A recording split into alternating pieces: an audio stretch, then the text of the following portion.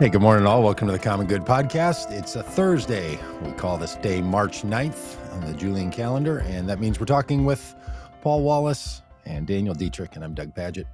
Hey, Paul and Dan, I'm in Minneapolis, and turns out that the weather is telling us that as global change impacts the climate, where I live is getting warmer in the winter. So, it's 36 today. Could have been 32 just years ago. As a kid, this was 32. Now it's 36 because that's what science tells you, is that the warmings are happening in different places all around the country. So winter is warming faster, and I live in a place where winter is warming even faster than other winter warmings.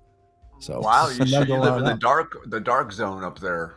Yeah, we're really overachievers in our warming. Yeah, looks like I'm down here in Atlanta, right on the edge between 3 and 4. But you're better than that Northern California area from this little graph.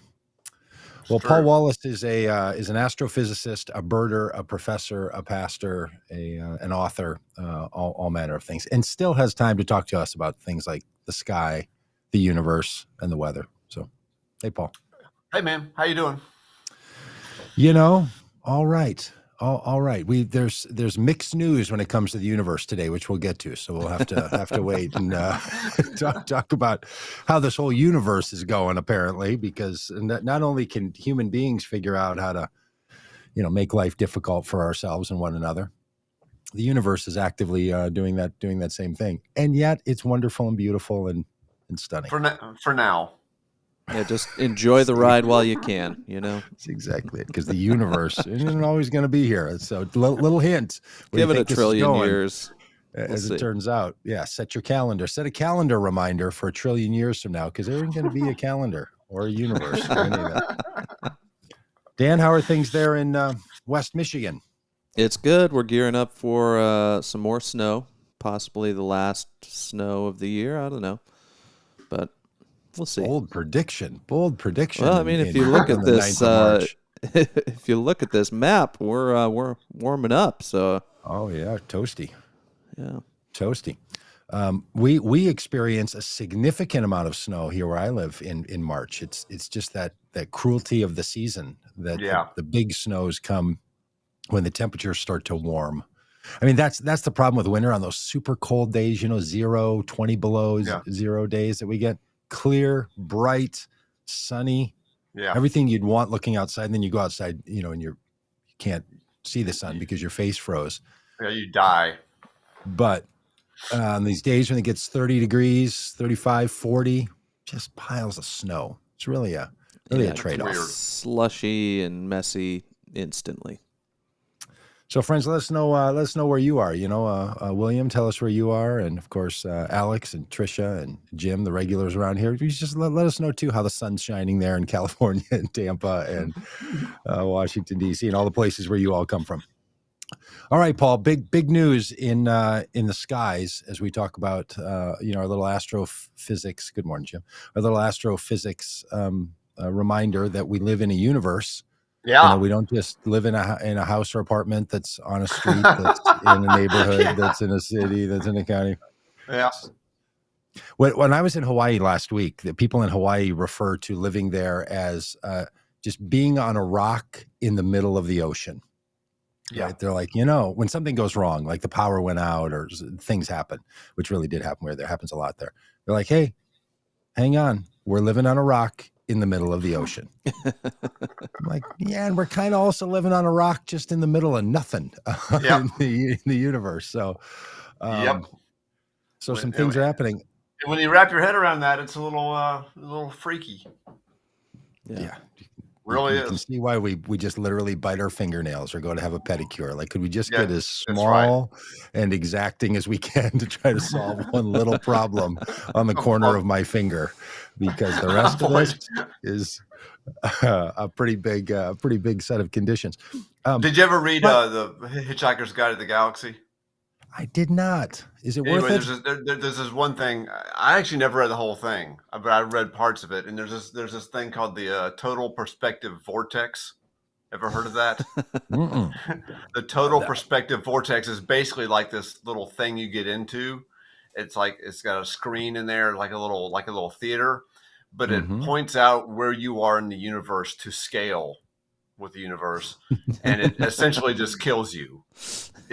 Only one person that was able to survive the total perspective vortex. Just can't handle it. It just kills you. You just fall over dead because you can't handle it.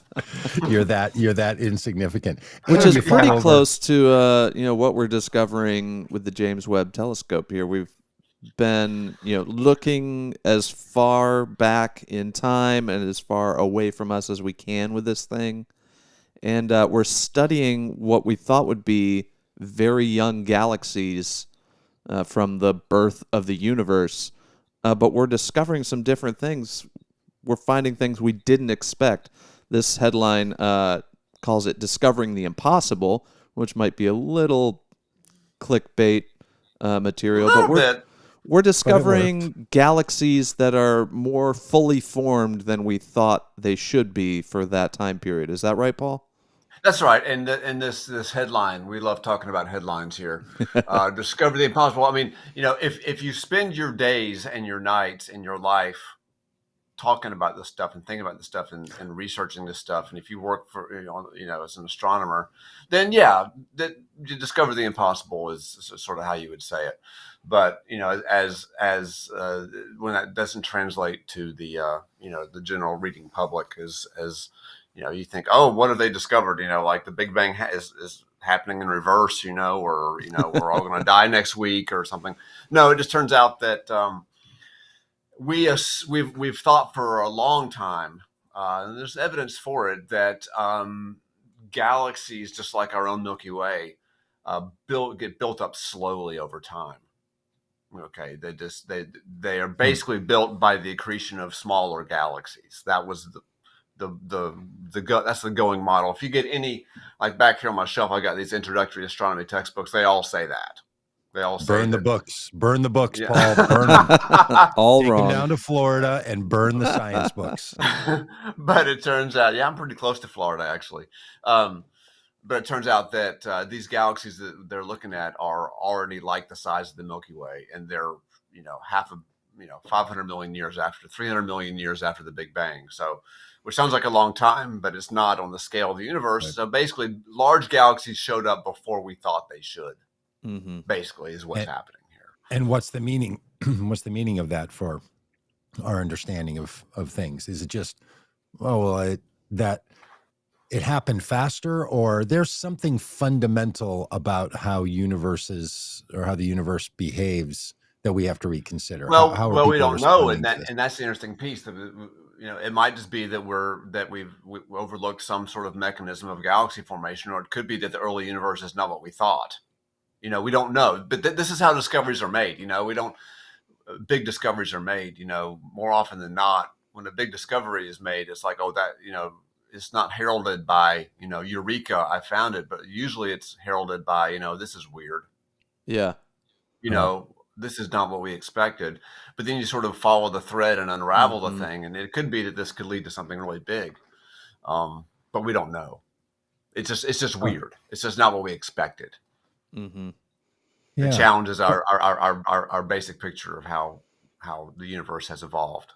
Yeah, it pokes a hole in our understanding. Yeah. And causes us to look closer. It may be not much, but it may be really big. You just never know where it's going to go. So remind me again, treat me like one of your kind students. One of the ways you treat them. How do they know this? What did the James Webb telescope see that let them say, like, oh, there's galaxies are more developed than we thought they were? Do you know what they've picked up as far as the light goes? And no, I don't know exactly how they determined this, what the model is they use to determine this, but they can use these images to make mass estimates, and I'm guessing it's based on the brightness of the galaxy, because we know its distance. Okay, so we know the distance, and how we find that's a whole different discussion, but just let us know that we know the distance, and if we know the distance and we know how bright it looks to us, then we can sort of make a really good estimate of the number of stars in it, say. And that tells you how large the galaxy is. So basically, they convert the brightness to a mass estimate.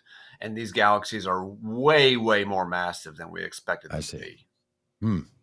And remember also that when we're looking back, we talk about this a lot. When we look back in space, we're looking back in time.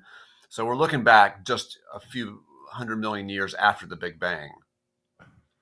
And so these massive galaxies existed shortly after the Big Bang. But by our model of galaxy formation, they shouldn't have had time to build that size yet. Yeah. Right. You know what I'm saying? We thought this process took 5 billion years or something to build up to a galaxy that size. So these are just really, 5 billion is probably not right, more like a billion, but still it's a long time. And these galaxies are way bigger than we thought they would be, way earlier than we thought they would be, basically. So something funny's going on. Something unexpected. Either basically, something's causing them to grow faster, develop faster, like congeal faster, like all this. Yeah. Unbelievable. So we just don't know what that is. Yeah.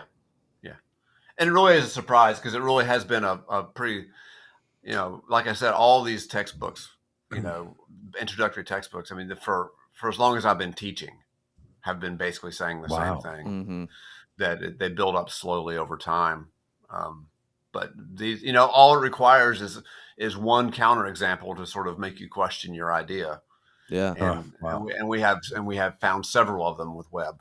So, and that's what's great about science. Like, you find something new and you make adjustments to that. Like growing up, all my dinosaur books, no feathers. There's no feathers involved. Now they're like, hey, we think these things had feathers, like most of them. So it's changing how we understand that. And there's a process for it. Like this discovery will lead to more investigation and peer-reviewed, papers and that sort of thing before we just start burning the textbooks. But we make adjustments and do the best we can with the information we have. Yeah, that's sort of one of the hallmarks of science, and it's kind of on one hand, it's quite insistent that these theories have been tested and are reliable, but on the other hand, it always has to remain open to revision always. Yep.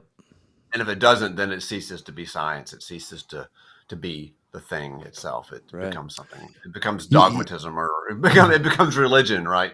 Mm-hmm. Yeah, and I know we've talked about this a lot, and part of the reason I like having you on the podcast to talk about these things is it does remind us that sometimes the way in popular culture we use terms like facts and information and misinformation, and then say like believe science, it can create an impression that science is inarguable and other things are kind of matters of perspective and opinion. And and that I get why we do it, because there's so much science denying and so much information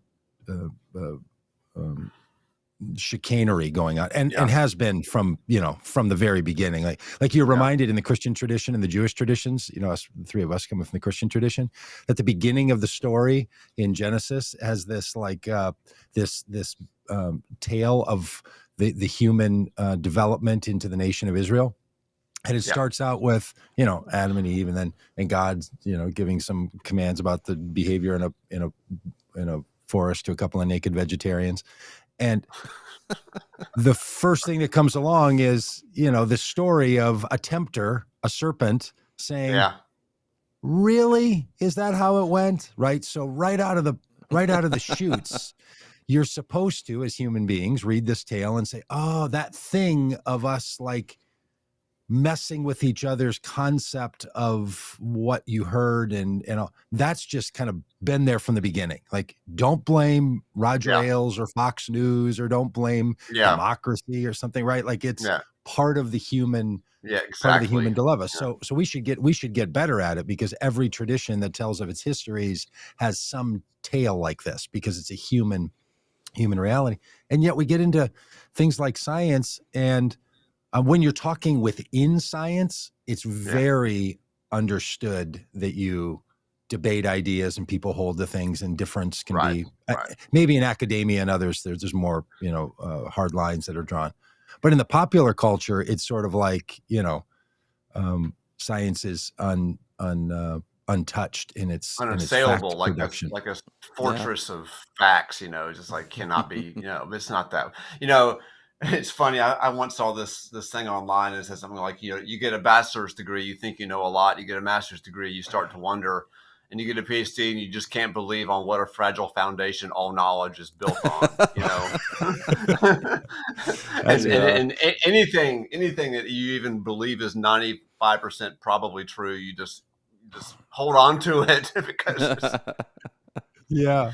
yeah. I'm going to now claim that that's a Mark Twain quote, because every decent quote that you really want people to believe, you're like, as Mark Twain Yeah, said. yeah. Or Einstein. Yeah. Yeah, Einstein right. is probably one of the most misquoted. He's probably up there with Twain. Was one of the most misquoted. These bumper Totally. stickers you see, Yeah. He didn't say that. somebody just made it No. up, and then if Einstein said it, here we go. This is the science thing again. If Einstein said it, it's got to be right, because God knows Einstein was right. Mm-hmm. So Yeah, well, it's and like, God doesn't play dice with the universe. We know that. And the definition of crazy is doing the same thing over and over again, thinking you're going to get a different result. And all of these statements that are you know what I'm talking about. He did say the God dice thing, though. Yeah, kind of. Yep. I mean, he didn't say it exactly as quippy as all of that. No. That's a sharp paraphrase. Memified. Memified. Yeah, that's a good way to put it. A sharp paraphrase. Yeah. All right. So not only do we know that the galaxies are bigger than we ever thought they were going to, we also know that a little bit about the dawn of all of this, right? That was a big news story, that we're still discovering, our own universe. Yeah. Our own origins. Sorry, I was waiting. Do we have a little graphic for that, Dan? Do we have a story on that? This was about the dawn. This is about the dawn. So but we also about the have dawn. There we go. A little story about the death of the universe. Yay! So I'll tell you, Paul and Dan, this morning I was doing what I do in the mornings, which includes making a couple of pieces of toast, frying up a couple of eggs, putting them on the top of that toast, and eating it with a knife and fork like a civilized person would. And I'm scrolling through my news feed just to find out, hey, what's going on in the world? And the people over at Popular Mechanics just have to suggest to you the universe is going to end. And we know when. Like, you can't get a minute, right? Hey, the universe is bigger than we thought. It's more beautiful. And then someone's like, and it's going to end. And we know about when. We've got our eyes on it. Like, I used to worry that the sun was just going to go out, which for human beings would be enough. Like, that would be the end of it all. Yep. But just the idea that the universe itself is winding down is not the right phrase, if I read this article right. The universe itself is expanding, and that means at some point the proximity of particles and so on to one another will be so dispersed that it will all just stop. Is that right? Do I have it right? It'll go dark. It won't stop. It'll just go dark. There'll still be a lot of rocks floating around, right? Yeah. But what are they going to? But the stars will run out of energy. Stars will run out of fuel. I mean, stars run on fuel like cars do, and they have certain size tanks. And once their tanks are empty, that's it. Okay, so again, the headline, and not to blame headline writers, because well done, you caused me to put my fork and knife down and start scrolling. But this is what the end of the universe will look like, and you're saying no. What they mean by end of the universe is just there's not going to be any more stars, but. Yeah. Doesn't that mean things won't be rotating around these big stars in the same way, and movements? Things will still be. I mean, over enough time, that won't happen anymore. I mean, okay, it's over enough time. Yeah. So this article says roughly 1 trillion years from now, so you don't have to get too anxious about. And that's when I think that's when the last star will go out. That's still on the near side of the death of the universe. I mean, that's when the last star will go out. Right. Well, they're saying run out of fuel. In 1 trillion years, the last star will be born. And okay. then about 100 trillion years later, the light from that star will go out. Right. And that will be the last star in the universe. Yep. That's interesting to think about, the last burning star. Where will it be? Yeah. The final star. That is excellent. And now, again, this comes to you from the people who didn't know how fast galaxies are developing. So let's just, let's not put too much. See, that's what happens too. That's what happens too. Exactly. The scientists see that they're changing their minds. They're just making this crap up. Yep. They're just They making say it that. up. In 10 billion years, someone's going to say, I have an old textbook behind me that said that the universe was going to birth its last star in 1 trillion years. But I find all of this rather fascinating, actually, the ability to extrapolate, right? Like some of it's really about science and it's about the thinking that can go into the data that people are bringing. But there's something in us as people, and we do it in our world, and it's important to take some data and then to extrapolate a future from it. Yeah.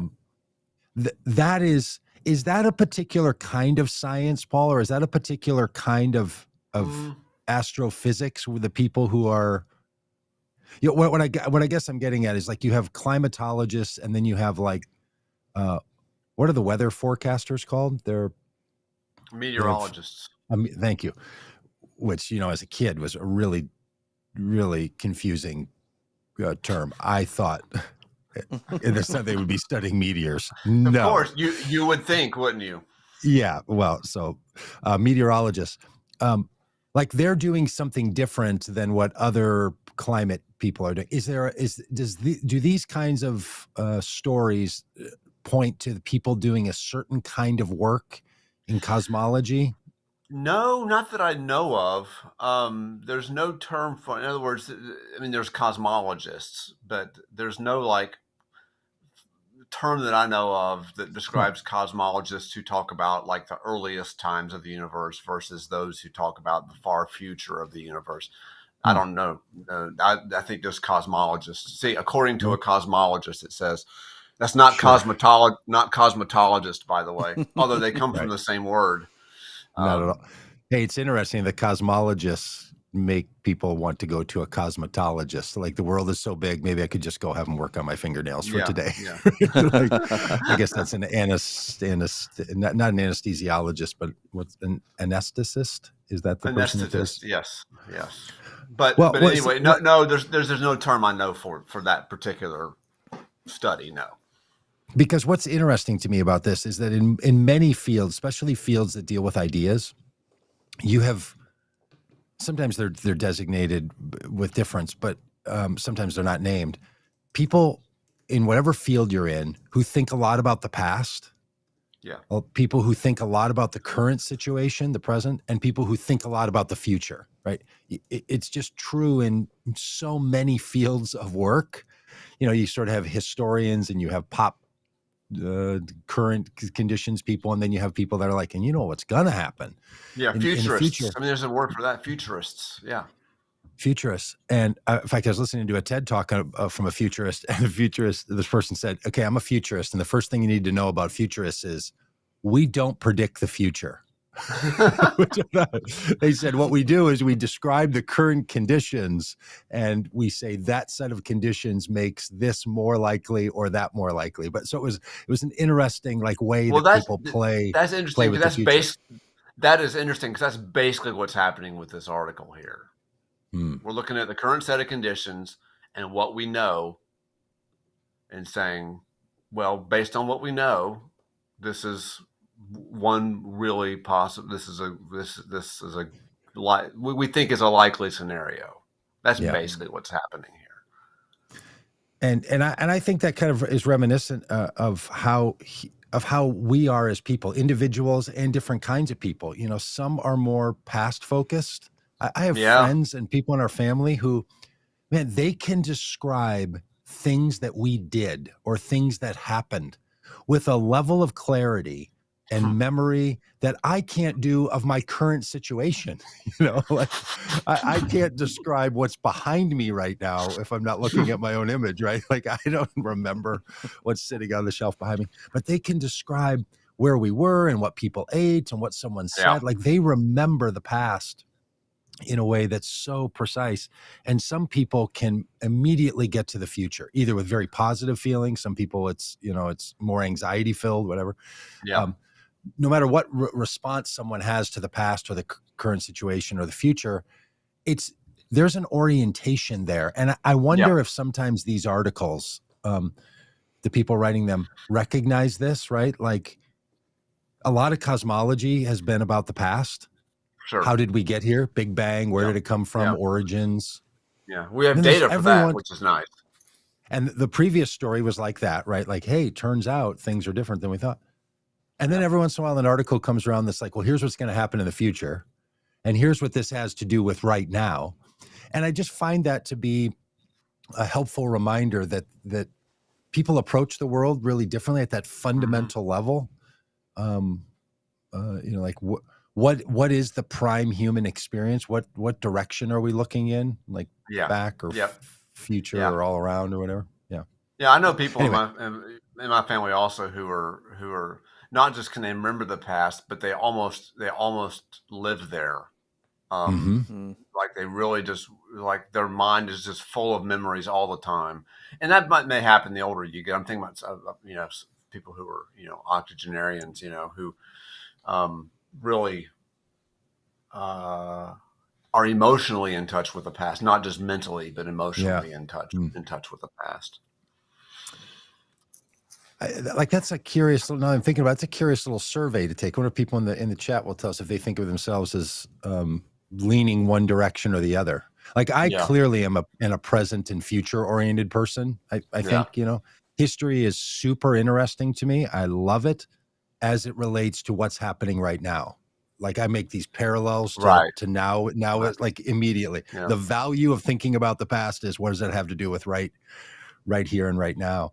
And other people, are like, no, don't try to do that. Don't look at the past through the lens of the current, this kind of thing.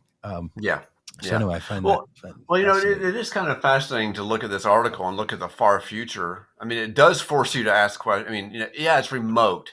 It's, a trillion years. What even is a trillion? Oh my God, I can't even get my head around 1,000, but still just the principle of it, the fact of it, that no matter how we slice it, I think maybe the universe won't pan out just like the way this article says. Yeah. But I don't think it's going to be much happy. It's not like there's a happy ending here. As far as the universe, I mean, it's really kind of going one way, and it's getting colder, basically. And getting more darker. You know what I'm saying? That's just what's happening, and so it makes you pause and think, well, hey, what is this about? It really does.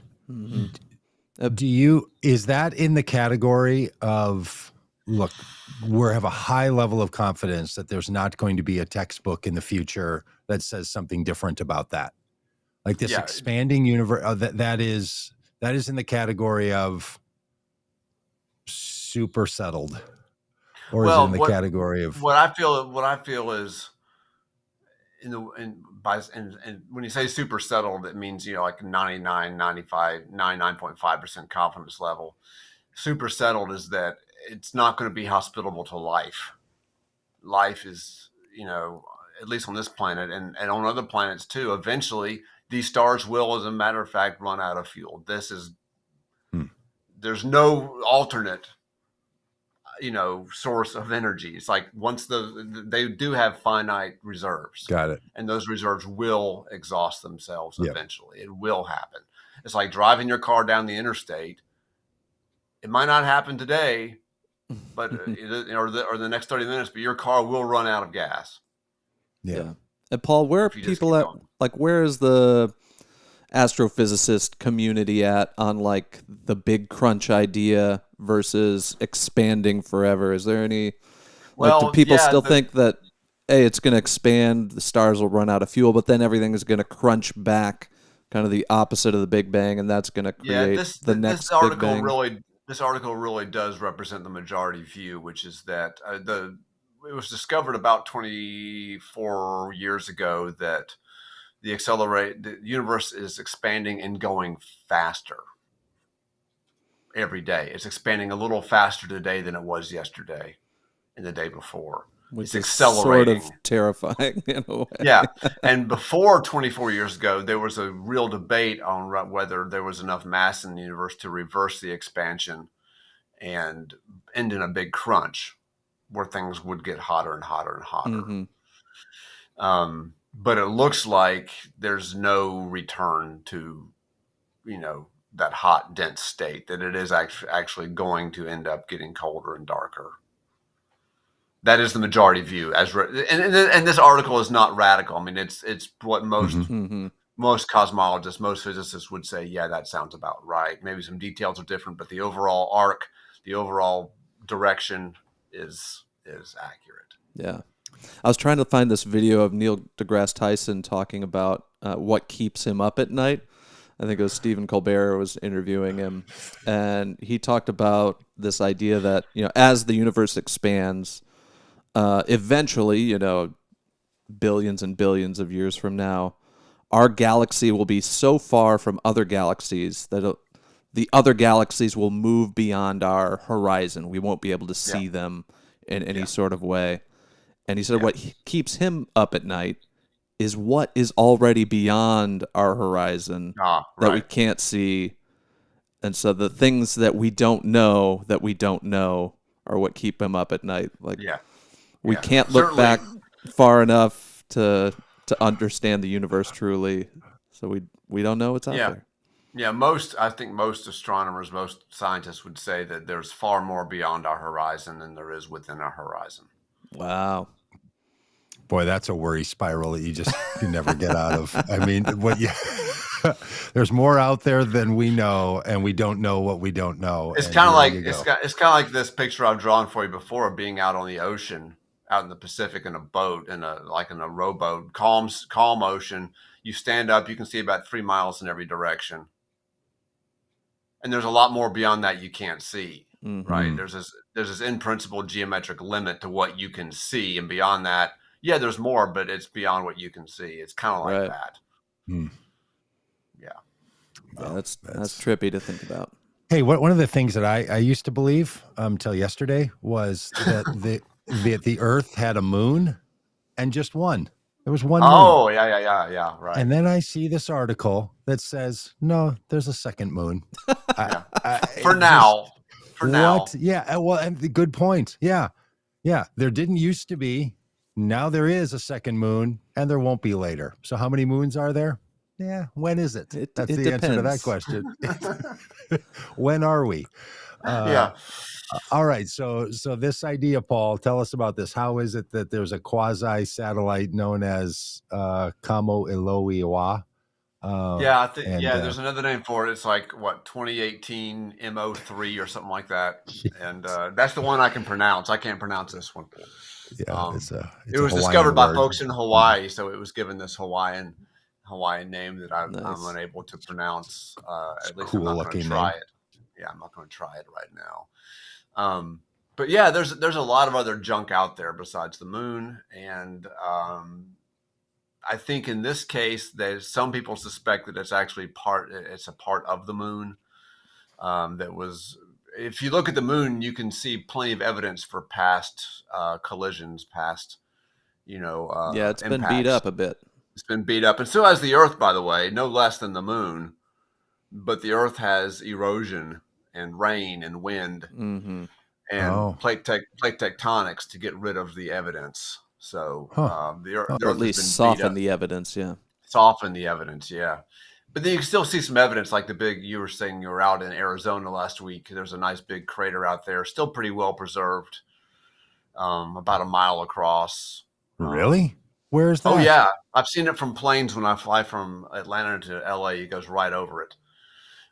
It's called, believe it or not, you know what they call this thing? Meteor crater. They call it meteor crater. That's actually the name of it. Hey, what should we call this? Let's get a committee together. I think it's called Behringer. That's named after the white guy who first found it, I guess. I don't know. Right. But anyway, it's about a mile across, and it's very well preserved. And you can, from the air, it's a beautiful thing to see. But so anyway, there's plenty of evidence that there's been collisions. It's probably about 50,000 years old. But so the this moon, thing's floating around, and is it in orbit around Earth? Is it? yes, it's orbiting the Earth. Yes. So that's the thing. The difference, the reason they're willing to call this a second moon is that it behaves in its orbital pattern like a moon does, as opposed to other just rocks floating around in. Right. It orbits the Earth. That's why it's called a moon. And it says in the article that it came about like what, 500 years ago or 800 years ago? Yeah. And will some point leave the Earth's orbit. So Right. that's just super intriguing to me. Like what caused it to get into the orbit, and then what lets it go? How does it get out? Is it just inching its way out? Yes, it's inching its way out, And eventually, like slingshot out into. Right. Its Wow. orbit is not stable over long time periods. That's the language that we nerds use. Okay, nerd alert. Yeah, Why does the real moon not slingshot out? Size? Well, it is creeping out. Did you know that? Oh dear Lord. No, I didn't know that. See, this is just There we go again. I mean, what else are you people hiding? You cosmologists. You will appreciate this. My students appreciate when I tell them that it's creeping away from the Earth at about the same rate that your fingernails grow. Back to this fingernail thing. Okay. Yeah. So a couple centimeters per year, it gets further from the Earth. Paul, we've been talking for 8 years about things and the moon, and I just gotta say, I don't think this ever came up. That We're that slowly even the losing moon our is grasp on the moon. Yeah, we are, and it also happens to be about the same rate that plate tectonics, that the continents drift. Maybe that the fingernail thing came up in that context. Okay. Because the continental plates drifted about the same, on the average, at about the same rate, a couple centimeters per year.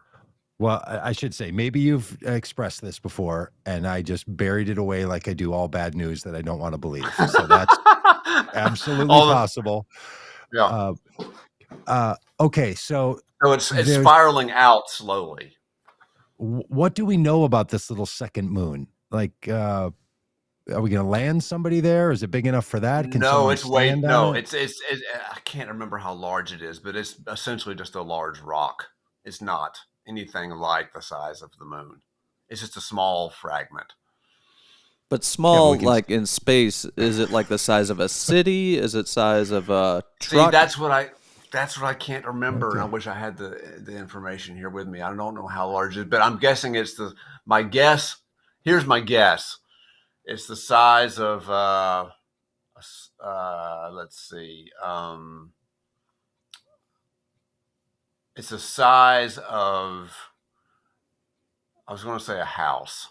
Okay. Oh. I was going to say, is it the size of 4 baby elephants? Oh, yeah. Well played. Speaking of things hitting Earth and good headlines. Talk about a headline, a genius headline here. Yeah, this is the headline. A corgi-sized meteor, so a small dog, as heavy as 4 baby elephants hit Texas. What a headline. And like 4 baby elephants, does that weigh as much as 1 normal elephant? Right. Or is that just, still a small fraction of a normal elephant? Yeah. Such a funny, like, I would love to see the alternative headlines they were working on, like German Shepherd-sized meteor, the weight of an elephant. Someone's like, no, let's get better. No. Scale that down. What could we make? Yeah. Oh, okay. And what are the headlines that didn't make it? That's what we'd like to see. Headlines that didn't make it. But so this is kind of fun though. This very heavy totally but fun. Small rock hit Texas, and I'm surprised that a corgi. That's the size of my monitor, right? How big is a corgi? I literally don't measure things in dogs. I don't know how big dogs or are. elephants. Or elephants. Baby elephants. It's like is there some measurement that's a horse? Something to do with a horse? Like I don't have any idea. Yeah, there we go. Horsepower. I don't have any idea how big a corgi is. What? I mean, to me, a I don't even corgi know is what a a corgi corgi is a small, squat dog, Yeah, right? like it's Like bigger the than a one the queen, Chihuahua, right? like the one the queen has. The queen has corgis, or had, pardon me, had corgis, right? That was her. She had pet corgis, Yeah. and so I mean, this is the size of my Somebody was taking monitor, care of that basically. corgi. Okay. I don't So know. a small little heavy thing comes It's whipping really into heavy McAllen, for Texas. yeah. We Yeah. did a bike ride across the United States of America along the U.S. border and the coast, and we rode from San Diego down to McAllen, Texas, as a part of our ride. Right along there, we stopped right in Mission, where it notes here. There were a lot of things I worried about on that ride: cars, the weather, the plight Yeah. of migrants trying to get into the country. Were a lot of worries. Being struck by a corgi-sized meteor was really not one of them. Now, I gotta feel like we dodged a 4 baby elephant sized weighted Bullet. meteor. Yeah, bullet. Well, did you ever see that video from, I guess it was like 15 or 20 years ago, of this meteor that struck Earth close to a large city in Russia, in Siberia? Yeah. Yes, that's It was a right. wild That was video. awesome. I mean, people got hurt, nobody died, thank God, but some people Blew got windows out seriously and injured. stuff, right? Yeah, yeah, incredible.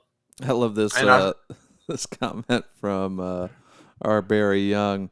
He said, he's quoting about as fast as fingernails grow, as heavy as 4 baby elephants, proving once again that Americans will do anything to avoid using the metric system.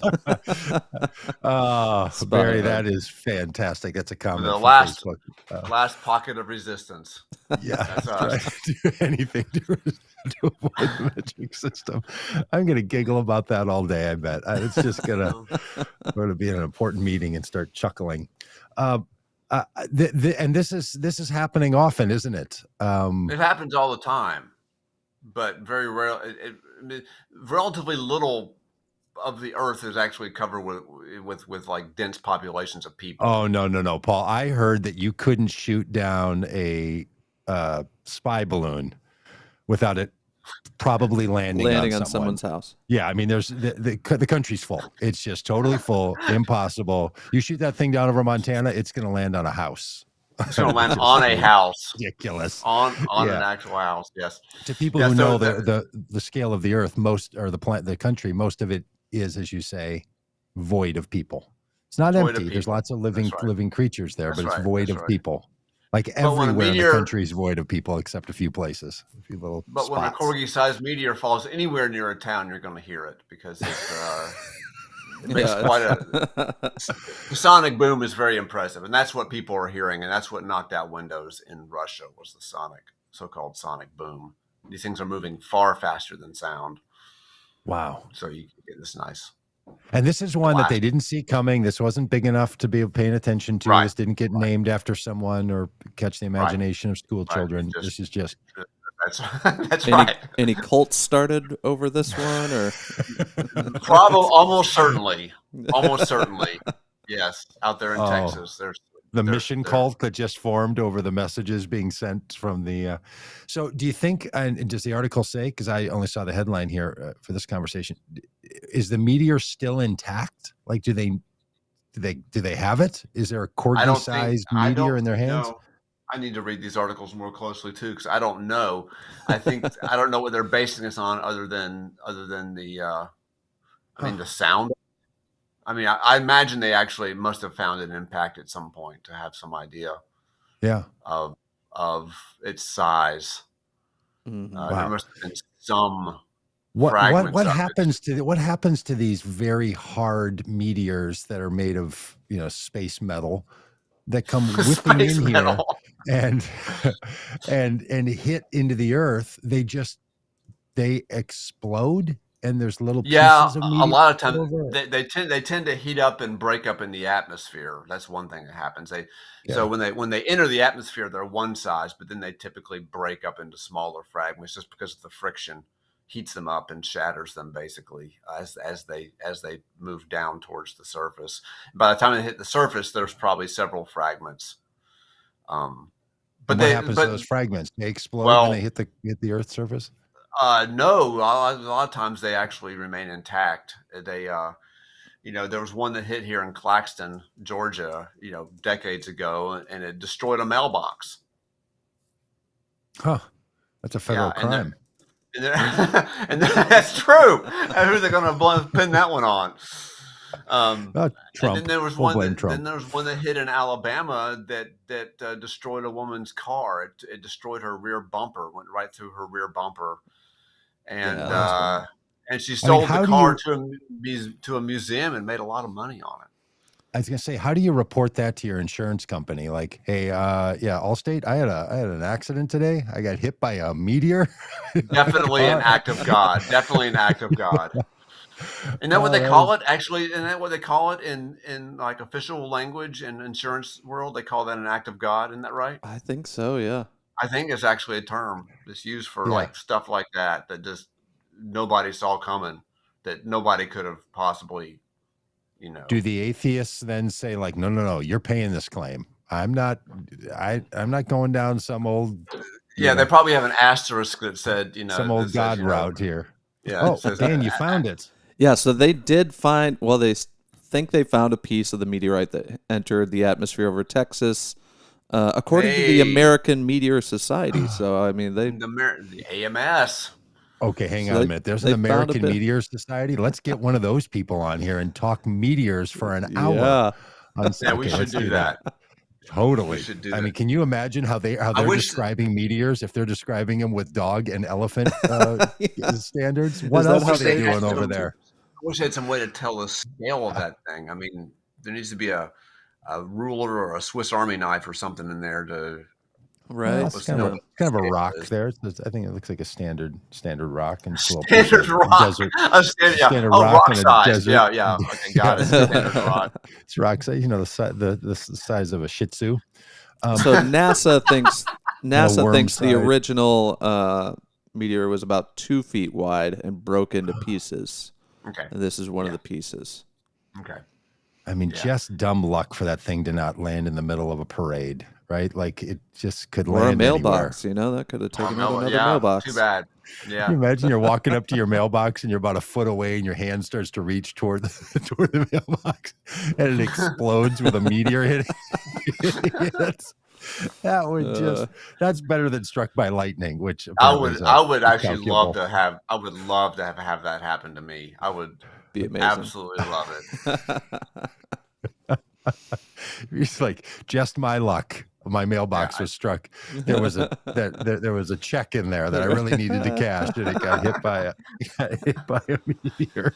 But then you can sell your mailbox and make 4 times the amount on that check. Sell it to a museum. There you go. Is that right? Like that's worth something. Let's start that fraud. This woman sold her car that she had. That had his back bumper destroyed by a meteorite, and she sold it to a museum and probably made 5 times what the car was worth. And this is like how superhero stories start. That's right. Your car gets hit by a meteor, then you got superpowers. So just like that. Yes, get bitten by a radioactive spider or whatever. Some kid in Mission, Texas, right now is like, no, we've got serious space power. I saw some footage from it, and it was basically this guy's security camera out in his yard, and there were some chickens and stuff, eating around the yard, and all of a sudden there's this big boom, and the chickens flew away. That was it. Huh. Yeah.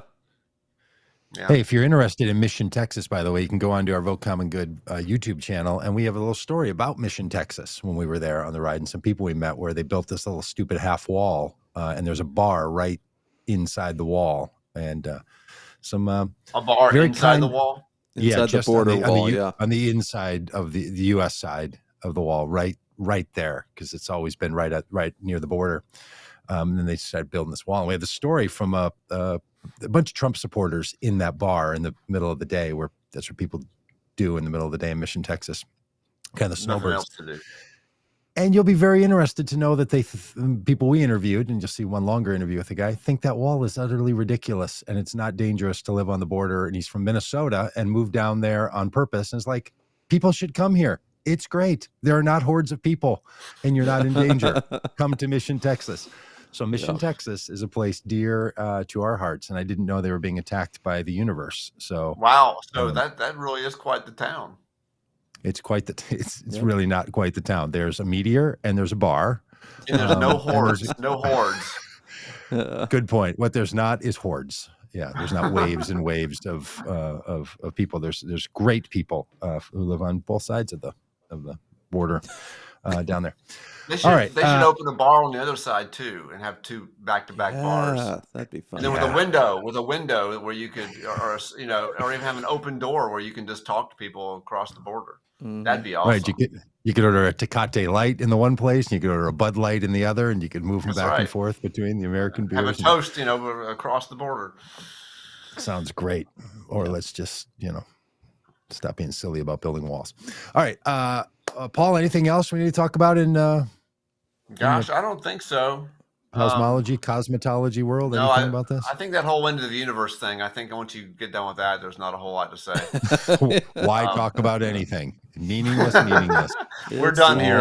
All of the universe as we know. All is vanity. All is vanity. Yeah. No, it's very Ecclesiastes. It's very, very Ecclesiastes, this story here. Life is but a breath. Yeah. Yeah. A vapor. By the way, I listened to some other podcasts in addition to this one, which of course I re-listened to a couple times during the week, just to enjoy it, and hope you all will do the same and share it with your friends. But I listened to some other ones, and I heard one yesterday that's called Hidden Brain. I don't know if you know this podcast. It's put out by Public Radio, National Public Radio as well. But they have a really great one on how people shape and form their beliefs. And anyway, it's sort of about this. So if you're not into Hidden Brain, like that Austin Powers joke, if you're going to listen to any podcasts this year, listen to Hidden Brain. If you're going to listen to two, make it the Common Good podcast is the other one. But that Hidden Brain one is really great about people's views of how positively they feel about the future. And if people are pessimistic about the future or think the world is a dangerous place, they're doing these big studies on types of people and then connecting it to different belief systems. And can someone change a belief system about the state of the world and about the future? That seems relevant. Super, super interesting. And the book of Ecclesiastes is one of the references that's sort of in the look, the world is a, this kind of phrase that people use, the world is a shit sandwich and you just got your first bite, that kind of thing, and it's all meaningless and you got to fight hard. You got to fight hard to make it in the world, and it's out to get you and, cover yourself, versus people are like, the world is beautiful and wonderful and there's a friend around every corner and people waiting for you. All these stories are in all the traditions, all the religions, all the cultures, and people pick and choose.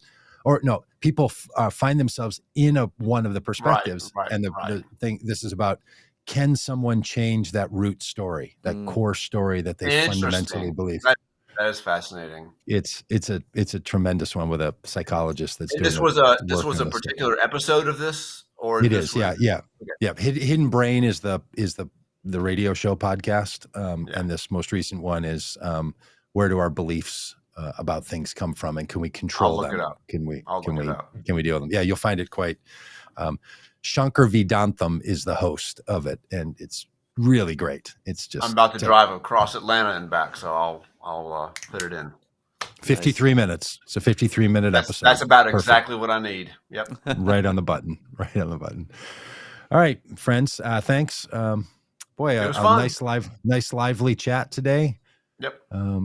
It's good to see some of the regulars, Jim and Alex, and good to see William on here, and R. Barry. So thanks all for being a part of this. Share the podcast and vote common good. We're on the March on Christian Nationalism. Lots of material coming out about that. You're going to keep hearing it over the next couple of weeks. We're going to be running a convening, helping to sponsor a convening in Oxford, England in 2 weeks. So awesome. We're going to get we had an online meeting last night about the meeting. If it tells you anything. We had a meeting about the meeting. Could it have been an email? Maybe it could have been an email, but it was a 2-hour meeting about this, and including dress code and all the rest. And, I'm out. Yes. Well, I mean, it begs a question, doesn't it? Do we have to wear an Oxford, or can we choose other shirts? And I realized in all the prep for this, especially in this meeting, when I was a kid growing up, when I thought about England, I didn't think about the Queen and Oxford and Cambridge and fancy things. I thought about Benny Hill and Monty Python and silly walks and nonsense. Beatles. The Beatles. Yeah, I'm like, oh, let's go to England. It's hilarious. It's Yeah. hilarious. No, we're going to Oxford. Let's get our thing. Okay, all right. Yeah. I mean, I've been to England before, but it was funny to hear this. I had this root story about England that it's silly, and funny Right. Well, and creative. And I mean, Monty Python was certainly one of my earliest exposures to British anything. Yeah. I think it's why I think maybe this way too. When I meet someone from England, I think, oh, I bet they're hilarious. Like right out of the chutes, right? Like I bet that person's our scream. Yeah. But anyway, we're going to be going to England to talk about very important things with people from around the world, like the threat of Christian nationalism around the world. So I don't think it's going to be quite as going to be a hoot. That could be Benny Hill funny. But all right, so a lot coming from us over the next couple of weeks. Thanks for being a part of all of this. Thanks for being on the podcast. If you want to listen to 2 podcasts, listen to our Confronting Christian Nationalism. Paul, we've put out a podcast. It's 30-minute segments, multiple episodes on our training of confronting Christian nationalism. So if anybody in your world wants to know more about it, wants to know how they can respond to it, understand it, and deal with it, we have a podcast. Episode 2 coming out tomorrow. Well, in hours now, midnight Eastern time. Yeah, if you want to stay up till 12:01, then you can get it first, Here it comes, TikTok. 12:01 Eastern time. You can just download it and let the subtle drones of Christian nationalism put you to sleep tonight. It'll drive out that fear that the universe is going to stop. Yeah, right. Or what's beyond the horizon that we don't know. That's right. It's probably meteors. Okay. Is that good? Yep. That's We're done? good. We're done.